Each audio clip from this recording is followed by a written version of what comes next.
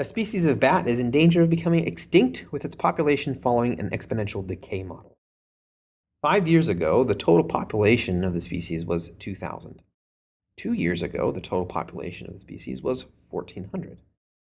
What was the total population of the species 1 year ago? So we have an exponential decay model. Now, there are multiple ways to write out exponential decay models, but the most general form is using the natural base is y equals a times b to the e to the negative bx. Okay, and that negative is going to give us the decay.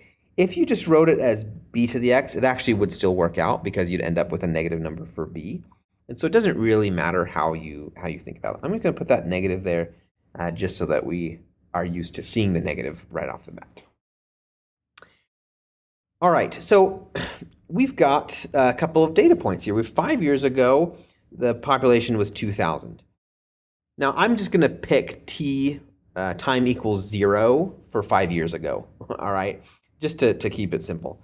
Because I'm talking about time here, I'm going to, instead of using x, I'm going to use t. Doesn't really matter, but just because I'm working with time, I want to have that reminder for me. So I've got 5 years ago, I'm going to set as t equals 0. And my population of bats 5 years ago was 2,000. Okay, and then 2 years ago, the population was 1,400. So 1,400. Now 2 years ago, in reference to the 5 years ago being 0, that was 3 years after that. So that's now t equals 3. Now the only reason I did it like this is because A is the initial size of whatever it is that we're measuring when t is 0. And so it's nice to just label one of the points that I do know as t equals 0, because that gives me A right off the bat. So this now tells me I can work with y equals, my initial was 2,000 e to the negative bt. And now I just need to use this other point to solve for b. So we plug that point in. We have 1,400 equals 2,000 e to the negative b times 3.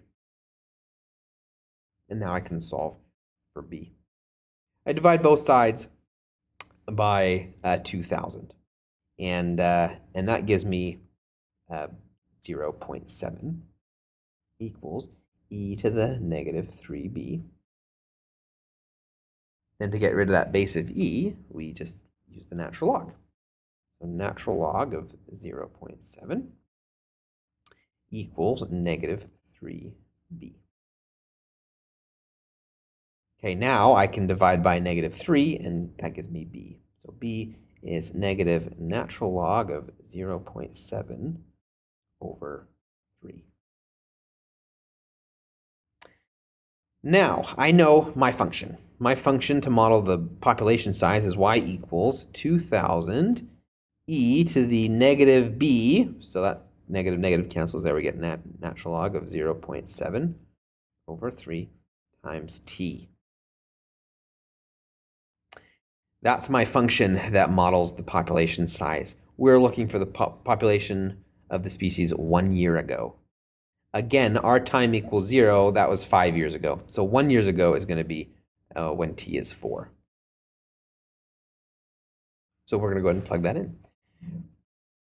2,000 e to the natural log of 0.7 over 3 times 4. Plugging this into our calculator, 2,000 e to the, I've got a fraction up here, so I'll go ahead and put that in. A natural log of 0.7 over 3, oh, that's not over 3, over 3 times 4. You want to be very careful as you're typing these things into your calculator. Go ahead and hit enter, we get, and now we're talking about a population size. So it doesn't make sense to use anything after a decimal point because we can't have, 0.07 bats. And so we're going to round to the nearest whole number here, and that's going to be 1,243. 1,243 bats.